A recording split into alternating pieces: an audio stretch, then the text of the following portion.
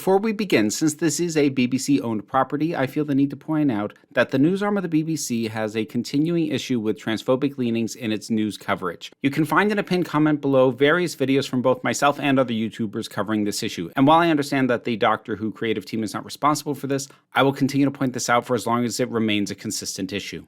Thank you.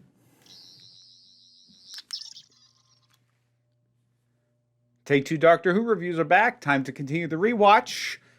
Where did I leave off? Oh.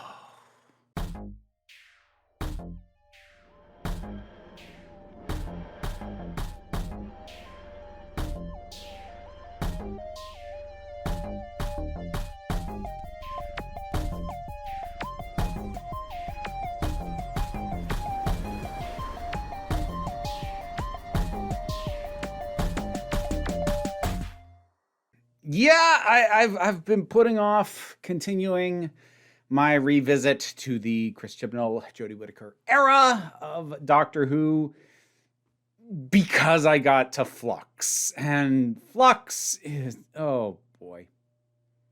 Flux is a very specific kind of disaster. It's, oh boy.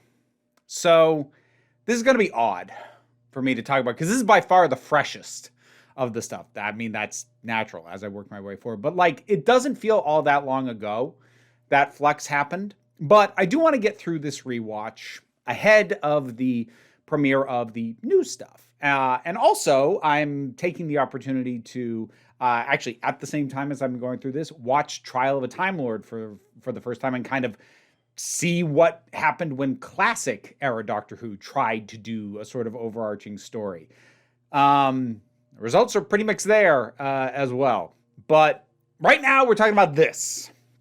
So this is what we're going to talk about first, and I will get to Trial of a Time Lord. I haven't decided yet if I'll put those out here on the main channel or in the break room. Most classic goes in the break room. I don't know. I'll figure that out. But in any case, we have to start with the Halloween apocalypse. I will be very curious to see what kind of response I get to this video, because I remember the response I got when I was very skeptical when this episode aired. I basically declared it to be an overpacked mess of a start. And I got a fair bit of crap for that. I actually, at the time, got a fair bit of crap for each of the episodes that I said this isn't really working, which is most of them. And yeah, that does include the one that everyone else seems to think is good. We'll get to that though. But I remember the reaction at the time was, you know, you can't be so hard on it. This is just the first part. It's a serialized story. Yeah, they've got a lot of stuff to set up. And I'm going to repeat now what I was trying to say at the time, which is that alone cannot excuse this. Because regardless of the fact that the story is meant to continue, and this is not a self-contained complete story, I accept that. But even as a chapter 1, this is a mess. This is an overstuffed disaster. The story itself, the overarching story of Flux, is severely overstuffed. But the fact that everything is crammed into this, nearly every element is introduced here, even though there's nothing for it to do here, or a lot of it isn't going to pay off till the very end. Some of it in ways that makes you wonder, why was that even there in the first frickin' place? This is absolutely stuffed with stuff. And stuffed with stuff? God, what a turn of phrase that ends up being. But it is overpacked. There is way too much going on here. And no matter what excuse you want to make for it, but, oh, but it's only a first part. Like, yeah, but it was presented on its own. It was presented as, here's your first taste. Don't you want more? And when it's this overpacked with things that I can't figure out what the heck is supposed to be the main draw, who a lot of these new characters are, why I'm supposed to care about them, why we are seeing about half the stuff that we've been seeing at all, and you're trying to dangle it all in front of me, don't you want more? I'm like, I don't even know what you gave me, so no, I don't know if I want more. It's like when people tell me, well, you can't judge a movie just by the trailer. Like, yes, I can. That's why the trailer exists, to be judged. They want me to judge that I see the trailer and go, yes, I want to see the movie. You can't tell me that the first episode of a serialized story, I can't judge it. I can't judge the entirety, but I can judge this. It was presented to me as something for me to consume and judge, and I will. I'm a little bit bitter about that argument. I've actually gone off on it years ago. People trying to tell me not to judge things not to judge trailers, but like, that's why they exist. Same with first chapters. Anyways, when I say this is a mess, is there nothing good here? Well, no. As is true of the entire Jodie Whittaker and Chris Chibnall era, there's stuff to like. There's some stuff that I'm like, oh, actually, that kind of works. Or, boy, I kind of wish there was more of that, because it's not focusing up properly. But what is good? Honestly, Dan's good. Which was surprising at the time, because I bemoaned his casting initially, because my big hope going into this after both Graham and Ryan both left was that it would just be Yaz and the Doctor, and it would focus in on that relationship. I didn't actually want it to be a ship. I'm not a shipper, and I generally don't root for that. But I did want that to become like the definitive Doctor-companion relationship, and I wanted it explored and expanded on and really put a focus on, and I honestly felt and still kind of feel that adding another companion in the form of Dan distracts from the ability to do that. And I stand by that. That's kind of what happened. But Dan as a character himself, he's not the problem.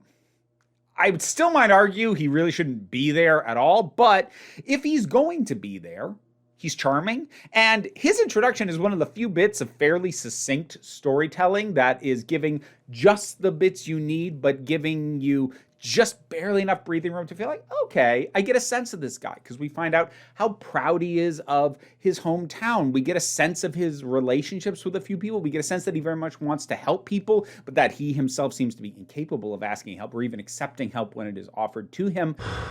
Take the soup, will you? And this is just over the course of a few scenes, and we get a pretty decent sense of him as a character, and it's buoyed by the performance as well. He's a well-introduced character who probably shouldn't be there, but he is, so I need to get off that issue. He is here, and he's decently introduced. Kavanista. He's another one. Now that's buoyed primarily by the design, which is adorable, and sort of this put-upon gruffness that the performer brings. I want to report you for kidnapping. What do you think of that? Well, that's what's happening, so fine. Because his basic attitude is like, I would really rather just leave this human to die, but I'm obligated, so I'm here and I'm doing it. Just shut up and let me do my job. And I just kind of like that attitude. I find it entertaining a lot of times, as long as you don't over push the cynical end of it. And I think they balance him just right, because he may talk about how he doesn't care or he looks down on people, whatever, but you can tell from his actions or even just his line delivery, like, he does care. He doesn't like that he cares, but he does care. And I actually really like that. That doesn't fully square with a lot of the other stuff going on with him, like how many fatal traps he leaves behind and how they're trying to put this emphasis on how much he cares about humanity. At the same time, he seems to care so little about other stuff. There's this whole idea introduced of like this species bond between the Lupari and the humans, which is an idea I kind of would have liked to have seen expanded upon, because it seems to just be banking on the notion of, dogs, man's best friend. And like, that's a fair enough point to start, but you could have actually explored that a little bit. We can't. There isn't enough time. But I do like Kavanista. The Doctor and Yaz are fine.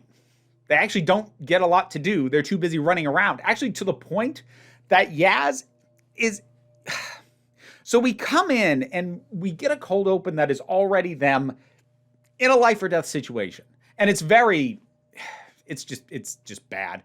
It's bad. They're not actually gonna die. And also, like, they managed to survive being dropped into, I guess it was acid, by grabbing onto the thing. And like, there's these drones right there that are gonna shoot them. And they're just hanging. They're just hanging on this thing. They're not moving. And the drones that are like 5 feet away can't hit them. It's really dumb.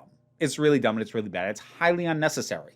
You could have just had them tracking down Kavanista without this at all. And it really begs some questions, because it's not until a little bit later that Yaz is going, why are we even doing this? Like, you just got out of a life and death situation, and now now. And like, it was implied that situation, they'd already been tracking him for a bit. Now you're starting to ask questions, and it just undercuts the idea of the two of them bonding in their relationship, which was something I really wanted the show to get into more. Again, not necessarily romantically, but it just, not only does it not do it on screen, it kind of implies that they're not even bonding that well between stories, which is the least you could have freaking done.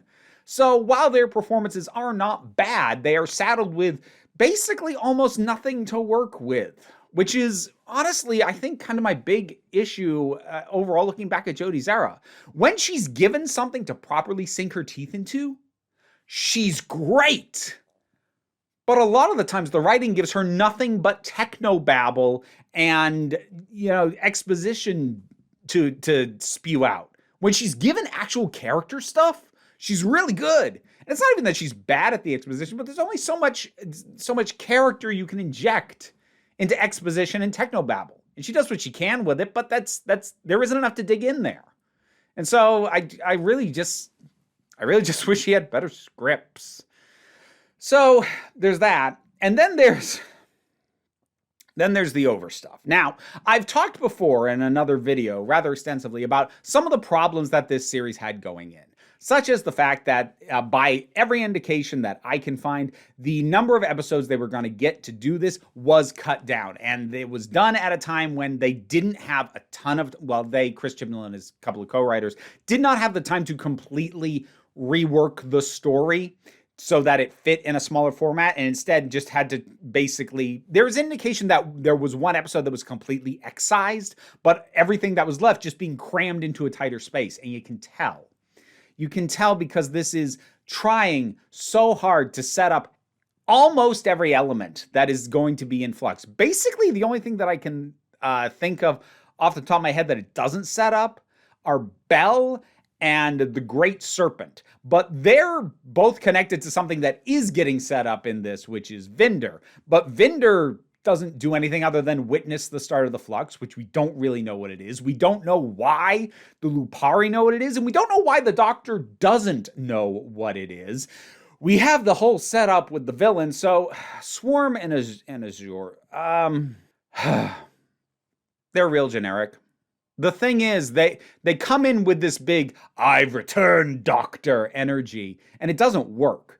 There is one of two ways that could have been made to work. One would have been to actually have it be recurring baddies. My vote would have been either for Omega or the gods who were trapped in Can You Hear Me? Either one of those I think would have worked and actually had some weight of somebody returning. Or failing that, you can, if you have good performances. And admittedly, the performances on these villains are good. But again, the writing is not there.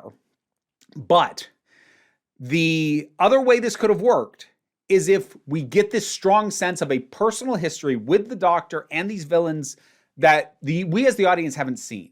The show's been doing this since classic, like Curse of Fenric did this. And there's plenty of times that it comes up, this idea that the Doctor has a history with these villains, but the audience just hasn't seen it before. But they don't even do that because the Doctor doesn't remember them. I don't know you. Which means that their entire, oh, Doctor, I'm back and I'm projecting the fact that I escaped into your mind, like it literally serves no meaning except to just try and justify the exposition dump because they forgot to actually have the Master project thoughts into the Doctor's brain back at the end of the previous series. They said that he did, but he didn't. I went off on that before. Moving on. So we've just got this generic skull-facey looking dude. I say generic. The design's actually kind of interesting. Like the kind of crystals and the sparkly effects, but sort of reminiscent of a skull. Like, it's not a bad design. And like I said, the performances are decent. There's pretty good charisma, especially from Swarm. But you carry no weight, dude. You're just one more thing that is shown up out of nowhere and claims to be all-powerful. Okay. We get a lot of you. And also, like, Azure's being trapped in the body of a human makes no sense. Because, like, Swarm has been trapped, it's implied, for thousands, millions, who knows how many years. Has she been, like, reincarnating as humans over and over. Like, how did that even work? And why? Why would you imprison one of them one way and the other that way? Why would anyone do that? No answer. No acknowledgement that it's even kind of off or weird. It's just, okay, he breaks loose and then turns this woman into his sister, who I guess she always was, but didn't know. But the fact that that's the case and that's how she was trapped does nothing to inform anything that is going on or anything that will happen. So why? Why is that here? We've got the stuff with the tunnels under Liverpool. I think it's where the tunnel, whatever. Like, the tunnels aren't going to matter until the very end. And honestly, even then, the story didn't need them. They could have made use of something else. And they certainly didn't need to be set up this early when you're wondering what the hell is going on. We have, what the hell's her name? Claire, she shows up talking to the doctor like she knows what's going on, but then later running into the Weeping Angels, but acting like she's surprised to see them. So does she know what's going on or doesn't she? And to what extent is it, what is it? Which is it's going on? And we will kind of get an explanation on that later, but it doesn't justify her being introduced here as yet one more element where, why? Why introduce these elements this early when they're not going to pay off, in this case, for another 3 episodes? What is the point of dropping it this soon when we're not going to remember? Do it closer to when it will matter. There's the fact that Azure and Swarm kidnapped Di, the woman that Dan was going to meet up with for drinks. And off the top of my head, I can't remember if they ever explained why they went after her specifically. Like, why they would do that. Why would they care? And like, if it's because Dan's connected to the doctor, he wasn't yet. How do you know that? Like, I can't remember if that gets explained or not. Off the top of my head, I'm going to go out on a limb and say it's not, but like, it might be, and I might have forgotten. But at this point in time, at this point in the story, the question is, why? Like, because, you know, Azure and Swarm are giving these implications of wanting to destroy the universe. Why do you care about this one woman? Why? Why does this specific woman matter? It makes no, like, the thing is, what it's trying to do is be like, look at all these questions you're going to find answers to. The thing is, though, it's overstuffing it with questions, because you can have multiple questions, but you need, and something like this, you need a firm basis around which to have those questions orbit. And you can't ask all of them at the same time, because it makes it so we don't know which of these questions matters more. We don't know if the important question is, why are the Lupari species bound to humans? We don't know if the important question is, why did they kidnap Di? We don't know if the important question is, why did the Weeping Angels show up? We don't know if the important question is, why is the TARDIS leaking fluid? We don't know which of these is important, because you've just dumped all of them. There's no reason for all of them to be brought up now, and like way more besides the ones I've even mentioned. We have the introduction of the Centaurans already, which, I mean, like, fair insofar as they're going to show up in the very next episode. So like, that one, I guess I'll let go. But like, the episode ends with like a montage of characters that we don't understand why they are here. We don't understand why they matter. What is the main thing that we are meant to hold on to as these questions circle around us? I don't know. And because I think what the story wants it to be is the threat of the Flux. The problem is we don't know what the Flux is, exactly what, like, destruction, okay? That's too vague, and you clarify that too late. And the doctor doesn't even know what it is yet. So we don't know if it's something we should be taking seriously, because she doesn't fully know what it is yet. So that doesn't work, because there's too many questions surrounding that too.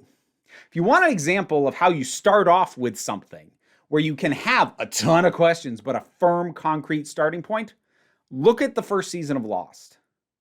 Now, whatever you think about what happened to that show eventually, but that first season, that first episode especially, has some weird stuff go on. Some real weird stuff. Lots of questions. But you know what? Firm foundation. Plane crash on island. How do we survive? That is a clear, concise foundation around which all the weirdness and the questions can circle.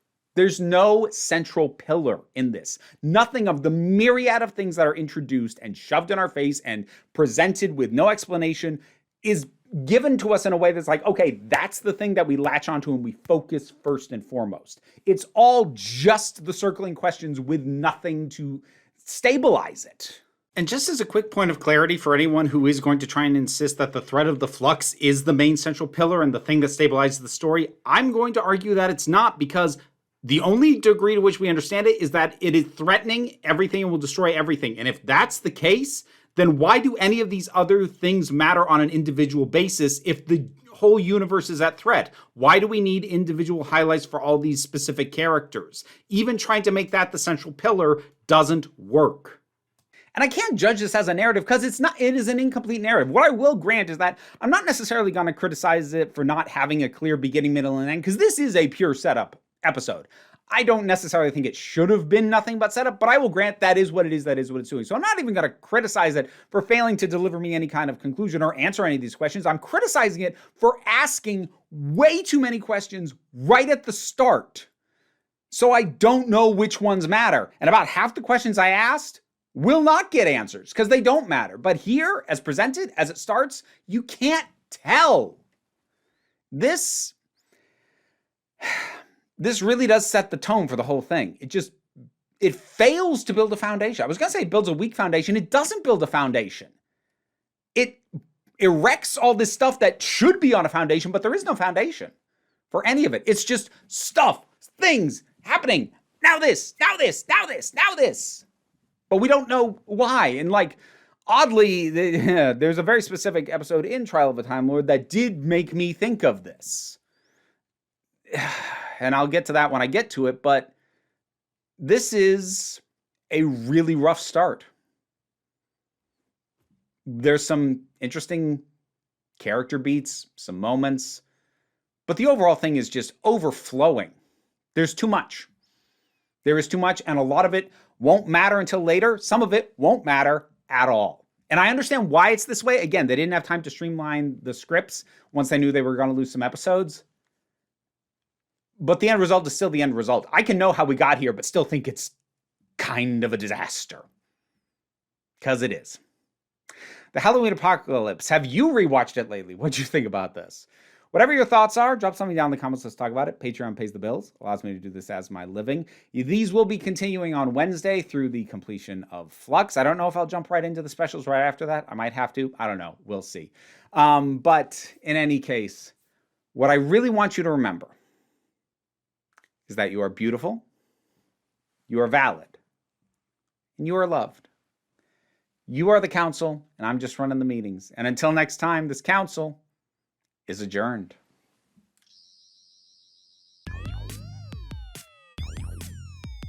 Massive thanks to my Patreon supporters, and in particular, I want to thank Robin Moore, Zubin Lutfullah, Tarak, the thing that goes doink in the anime, Ruth, Oliver B., Solitary Pictures, Ulrich Bogdan, Melinda Walters, Jen, Leotha Boyd, Auntie Kate 808, Becky Sparks, Fernabilax the Poodle, Robin Powell, Tracy Scrabbit, Angry Kasparov, Adam R.D.L. Taylor, David Hall, Shayla Gourlay, and Rosalind Bennett. Thanks for your support. You can get your name in the credits too if you feel like hearing me possibly struggle with it for several times before getting it right.